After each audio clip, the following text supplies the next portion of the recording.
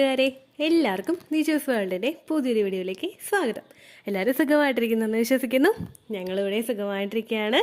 അപ്പോൾ എല്ലാവരും സന്തോഷത്തോടെയും ആരോഗ്യത്തോടെയും ഒക്കെ ഇരിക്കുക കേട്ടോ. പ്രഗ്നൻ്റ് ആകുന്ന സമയത്ത് ഒരു സ്ത്രീക്ക് ഒരുപാട് ലക്ഷണങ്ങൾ ഉണ്ടാകും. വിവിധങ്ങളായിട്ടുള്ള നമുക്ക് കൗണ്ട് ചെയ്യാനായിട്ട് പറ്റാത്ത അത്ര തരത്തിലുള്ള പ്രഗ്നൻസി ലക്ഷണങ്ങൾ ഒരു സ്ത്രീക്ക് ഉണ്ടാകാം. ഓരോ സ്ത്രീക്കും അവരുടെ ഫസ്റ്റ് പ്രഗ്നൻസിയും സെക്കൻഡ് പ്രഗ്നൻസിയും തേർഡ് പ്രഗ്നൻസിയും ഇങ്ങനെ ഏതൊക്കെ പ്രഗ്നൻസി സ്റ്റേജിലൂടെ കടന്നു പോകുന്നുണ്ടോ ഈ ഓരോ സമയത്തും വളരെ ഡിഫറെന്റ് ആയിട്ടുള്ള പ്രഗ്നൻസി ലക്ഷണങ്ങൾ ഫേസ് ചെയ്യുന്ന ഒരുപാട് പേരുണ്ട്. നമ്മുടെ ജീവിത രീതിയിലും നമ്മുടെ ഭക്ഷണ രീതിയിലും വന്നിട്ടുള്ള വ്യത്യാസങ്ങൾ കൊണ്ട് പലർക്കും തന്നെ സോക്കോൾഡ് ആയിട്ടുള്ള പല പ്രഗ്നൻസി ലക്ഷണങ്ങളും ഇപ്പോൾ കാണാനില്ലതാനും ഒരുപാട് വിവിധമായിട്ടുള്ള അല്ലെങ്കിൽ ഒരുപാട് വിവിധങ്ങളായിട്ടുള്ള വിയേർഡായിട്ടുള്ള പ്രഗ്നൻസി ലക്ഷണങ്ങൾ പലർക്കും ഉണ്ടാവാറുണ്ട്. അങ്ങനെയുള്ള 4 പ്രഗ്നൻസി ലക്ഷണത്തിനെ പറ്റിയിട്ടാണ് ഇന്നത്തെ വീഡിയോയിൽ സംസാരിക്കുന്നത് കേട്ടോ. അപ്പൊ നമുക്ക് വീഡിയോ സ്റ്റാർട്ട് ചെയ്യാം. ഓവുലേഷൻ കഴിഞ്ഞതിന് ശേഷം ഇങ്ങനെയുള്ള പ്രഗ്നൻസി ലക്ഷണങ്ങൾ കേൾക്കുമ്പോഴേക്കും എനിക്കിതില്ലല്ലോ എന്ന് ആലോചിച്ച് ടെൻഷൻ ആകുന്നവരാണ് നിങ്ങളെങ്കിൽ ഉറപ്പായിട്ടും നിങ്ങൾ ഈ വീഡിയോ കേൾക്കണ്ട കേട്ടോ. കാരണം നിങ്ങളുടെ സ്ട്രെസ് ഇൻക്രീസ് ചെയ്യാൻ മാത്രമേ ഈ വീഡിയോ കൊണ്ട് ഉപകാരം ഉണ്ടാവുകയുള്ളൂ.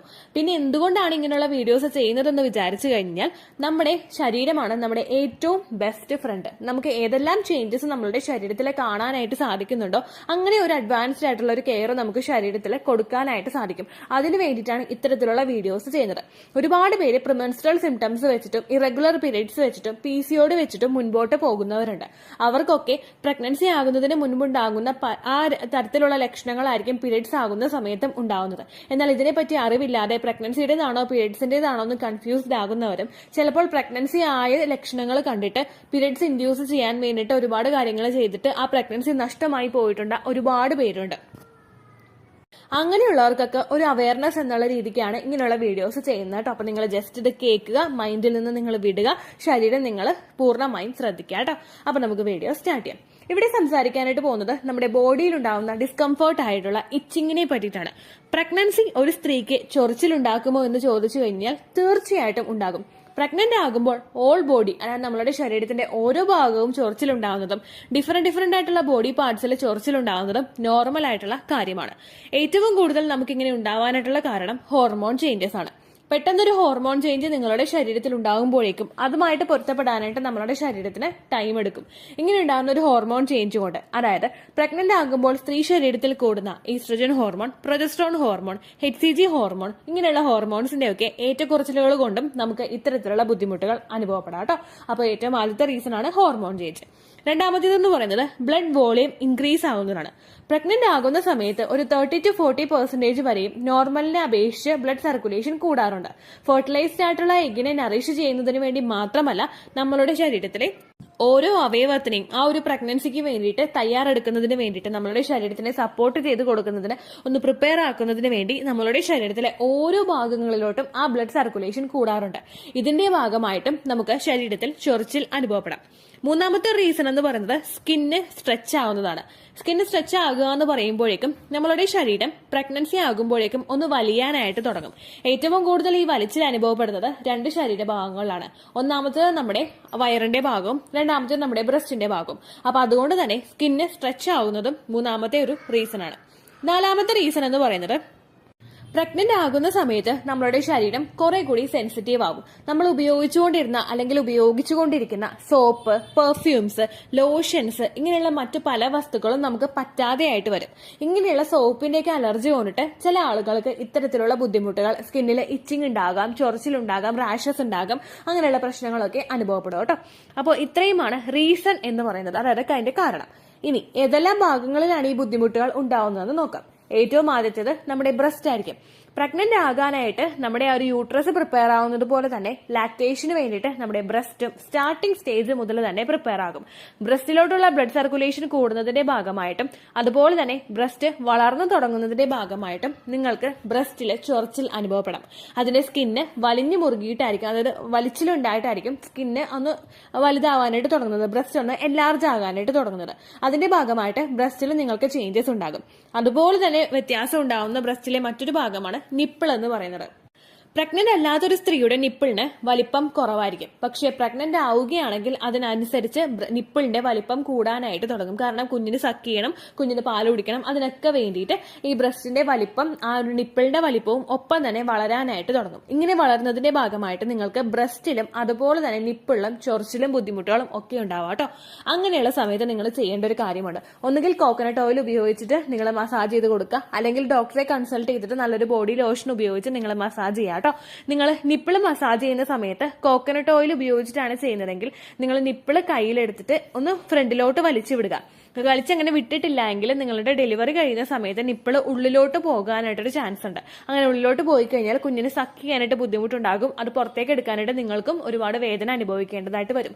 അതുകൊണ്ട് തന്നെ പ്രഗ്നൻസി ആണ് നിങ്ങൾക്കെങ്കിൽ ആ നിപ്പിള് വലിച്ച് പുറത്തേക്ക് വിടാനായിട്ട് നിങ്ങൾ ശ്രദ്ധിക്കുക കേട്ടോ. രണ്ടാമത്തെ ശരീരഭാഗം എന്ന് പറയുന്നത് നമ്മുടെ ലോവർ അബ്ഡമൻ ആണ്.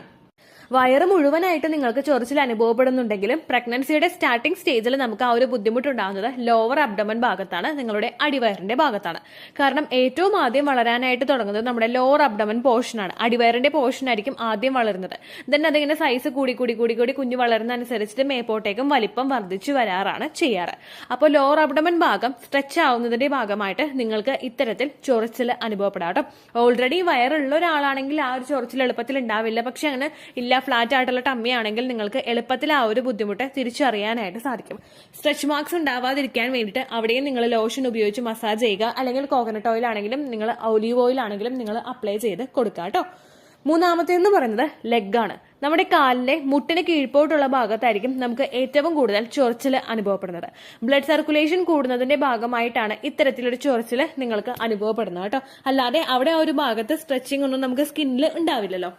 അങ്ങനെ ചൊറിച്ചിൽ അനുഭവപ്പെടുമ്പോഴേക്കും ആ ഒരു പോർഷനും നിങ്ങൾ നല്ലതുപോലെ എണ്ണയിട്ട് മസാജ് ചെയ്ത് കൊടുക്കാനായിട്ട് ശ്രദ്ധിക്കുക. ഒരുപാട് നിങ്ങൾ മാന്തി ഇങ്ങനെ പൊട്ടിച്ച് കഴിഞ്ഞാൽ അവിടെ നമുക്ക് റാഷസും ബുദ്ധിമുട്ടുകളൊക്കെ ഉണ്ടാകും. അപ്പോൾ നിങ്ങൾക്ക് വല്ലാത്തൊരു ഡിസ്കംഫർട്ടൊക്കെ ഫീൽ ചെയ്യും. അതുകൊണ്ട് ചൊറിച്ചിൽ അനുഭവപ്പെടുന്നുണ്ടെങ്കിൽ കൂടുതലായിട്ട് നിങ്ങൾ ചൊറിഞ്ഞുകൊണ്ടിരിക്കാതെ ഓയിലൊക്കെ ഇട്ട് മസാജ് ചെയ്ത് കൊടുക്കാനായിട്ട് ശ്രദ്ധിക്കുക കേട്ടോ. നാലാമത്തെ ശരീരഭാഗം നിങ്ങളുടെ വജൈനയാണ്. ബ്ലഡ് സർക്കുലേഷൻ വജൈനയിലോട്ടും പ്രഗ്നന്റ് ആകുന്ന സമയത്ത് തന്നെ ഇൻക്രീസ് ആകും. നമ്മളുടെ സെർവിക്സിലോട്ടും നമ്മുടെ വജൈനയിലോട്ടൊക്കെ ഇൻക്രീസ് ആകും. വജൈനയിലോട്ടൊക്കെ ബ്ലഡ് സർക്കുലേഷൻ കൂടുന്നത് നമ്മൾ മറ്റുള്ള ബാക്ടീരിയാസ് ശരീരത്തിൽ കൂടുന്ന അകത്തേക്ക് പ്രവേശിക്കുന്നതിനെ ഒന്ന് പ്രിവെന്റ് ചെയ്യാനായിട്ട് വജൈനയിലൊക്കെ പ്രിപ്പയർ ചെയ്യുന്നത് കൊണ്ടാണ്. അപ്പോൾ അതിന്റെ ഭാഗമായിട്ട് നിങ്ങൾക്ക് ഇത്തരത്തിൽ ബ്ലഡ് സർക്കുലേഷൻ കൂടുന്നതിന്റെ ഭാഗമായിട്ടും അവിടെ ആ ഒരു ഭാഗത്തും ചൊറിച്ചിലും ഡിസ്കംഫർട്ടും ഒക്കെ അനുഭവപ്പെടും കേട്ടോ. നിങ്ങൾ വജൈനയുടെ ഭാഗത്ത് മറ്റുള്ള കൂടുതൽ സ്മെല്ലുള്ള സോപ്പൊക്കെ ഉപയോഗിച്ച് കഴുകാതിരിക്കുക. അതുപോലെ ചൊറിച്ചിലുണ്ടെങ്കിൽ ഡെറ്റോൾ ഒന്നും അധികം ഉപയോഗിച്ചിട്ട് നിങ്ങൾ അവിടെ ക്ലീൻ ചെയ്യാതിരിക്കുക കേട്ടോ. കൂടുതൽ ബുദ്ധിമുട്ടുണ്ടെങ്കിൽ ഡോക്ടറെ കണ്ട് ഇന്റിമേറ്റ് ഹൈജീന്റെ ഒരു പ്രൊഡക്റ്റ് നിങ്ങൾ യൂസ് ചെയ്യുക. ഡോക്ടറുടെ റെക്കമെൻഡേഷനോട് കൂടി മാത്രം നിങ്ങൾ യൂസ് ചെയ്യുക കേട്ടോ. ഒരുപാട് മാർക്കറ്റിൽ അവൈലബിൾ ആയിട്ടുള്ള ഇന്റിമേറ്റ് ഹൈജീൻ പ്രൊഡക്ട്സ് ഒന്നും നിങ്ങൾ ഉപയോഗിക്കേണ്ട യാതൊരു തരത്തിലുള്ള ആവശ്യവുമില്ല. നല്ലതുപോലെ വെള്ളം അടിച്ചൊന്ന് ക്ലീൻ ചെയ്ത് കഴുകി കഴിഞ്ഞാൽ ഈ ഡിസ്കംഫർട്ടൊക്കെ പലർക്കും മാറാറുണ്ട്. അങ്ങനെ അല്ലാത്തൊരു ചെറു ചൂടുവെള്ളം ഉപയോഗിച്ചിട്ട് നിങ്ങൾ ഉപയോഗിച്ച് വൃത്തിയാക്കുക കേട്ടോ. ഒരിക്കലും ഹെവി ആയിട്ടുള്ള ചൂട് നിങ്ങൾ ഉപയോഗിക്കരുത്. പിന്നെ ബുദ്ധിമുട്ടുണ്ടെങ്കിൽ നിങ്ങൾ ഡോക്ടറോട് പറയുക. അതുപോലെ തന്നെ പ്രഗ്നന്റ് ആകുന്ന സമയത്തും നിങ്ങൾക്ക് വജൈനയിൽ ഈസ്റ്റ് ഇൻഫെക്ഷൻ ഉണ്ടാവാനായിട്ട് ചാൻസസ് കൂടുതലാണ്. ഈസ്റ്റ് ഇൻഫെക്ഷൻ വരുമ്പോഴും നിങ്ങൾക്ക് ഇത്തരത്തിലുള്ള ബുദ്ധിമുട്ടുകൾ ഉണ്ടാകും. അതും ഡോക്ടറോട് ചോദിക്കുക. പണ്ടത്തെ വീഡിയോയ്ക്ക് കമന്റ്സ് ഇടുന്നവർക്ക് റിപ്ലൈ കിട്ടുന്നില്ലെങ്കിലോ, നമ്മൾ തമ്മിൽ ഓൾറെഡി ഒരു കോൺവെർസേഷൻ ഉണ്ടായിട്ടും അതിന്റെ കണ്ടിന്യൂഷൻ ആയിട്ട് നിങ്ങൾക്ക് റിപ്ലൈ കിട്ടിയിട്ടില്ലെങ്കിലോ, ലേറ്റസ്റ്റ് ആയിട്ട് ഞാൻ ഏത് വീഡിയോ ആണ് അപ്ലോഡ് ചെയ്യുന്നത് അതിന് താഴെ കമന്റ് ഒന്ന് കോപ്പി പേസ്റ്റ് ചെയ്യാനായിട്ട് ശ്രദ്ധിക്കുക കേട്ടോ. അതുപോലെ ഓവുലേഷൻ ഡേറ്റ് കാൽക്കുലേറ്റ് ചെയ്ത് തരാനായിട്ട് റിക്വസ്റ്റ് ചെയ്യുന്നവർ എത്രയാണോ നിങ്ങളുടെ കൃത്യം സൈക്കിൾ ലെങ്ത് അത് മെൻഷൻ ചെയ്യാനായിട്ട് ശ്രദ്ധിക്കുക. സൈക്കിൾ ലെങ്ത് എന്നതുകൊണ്ട് ഉദ്ദേശിച്ചത് ഓരോ മാസവും എത്ര ദിവസം കൂടുമ്പോഴാണോ ബ്ലീഡിങ് വരുന്നത് അതിനെയാണ് കേട്ടോ ഉദ്ദേശിച്ചത്. അതായത് ജനുവരിയിൽ നിങ്ങൾക്ക് ഒരു 1-ാം തീയതിയാണ് ബ്ലീഡിങ് വന്നതെങ്കിൽ, ഫെബ്രുവരിയിൽ നിങ്ങൾക്ക് 2-ാം തീയതിയാണ് ബ്ലീഡിങ് വരുന്നതെങ്കിൽ, ജനുവരി 1-നെ ഡേ 1 ആയിട്ടെടുത്ത് ഫെബ്രുവരി 2 വരെ എത്ര ദിവസമുണ്ടോ അത് എണ്ണി പറയുന്നതാണ് സൈക്കിൾ ലെങ്ത് എന്നതുകൊണ്ട് ഉദ്ദേശിച്ചത് കേട്ടോ. ബ്ലീഡിങ് നടന്ന ദിവസം നിങ്ങൾ എടുത്താൽ മതിയാകും. സ്പോട്ടിങ് നടന്ന ദിവസം, അതായത് ചെറുതായിട്ടുള്ള ബ്രൗൺ ഡിസ്ചാർജോ ബ്രൗൺ കളറുള്ള സ്പോട്ടിങ്ങോ വന്ന ദിവസം നിങ്ങൾ എടുക്കുക ആവശ്യം ഇല്ല കേട്ടോ. അപ്പോൾ ഇതുപോലെ തന്നെ നിങ്ങൾ ശ്രദ്ധിക്കുക. സൈക്കിൾ ലെങ്ത് ചോദിക്കുന്ന സമയത്ത് എന്നാണോ ഡേറ്റ് അത് നിങ്ങൾ മെൻഷൻ ചെയ്യാതിരിക്കുക. അതായത് ചില ആളുകൾ ജനുവരി 16, ഫെബ്രുവരി 14 അങ്ങനെ പറയും. അങ്ങനെ പറഞ്ഞുകൊണ്ട് കാര്യമില്ല കേട്ടോ. അപ്പോൾ ഇത്രയേ ഉള്ളൂ വീഡിയോ. അടുത്തൊരു യൂസ്ഫുൾ വീഡിയോ ആയിട്ട് നമുക്ക് വീണ്ടും കാണാം. ബൈ.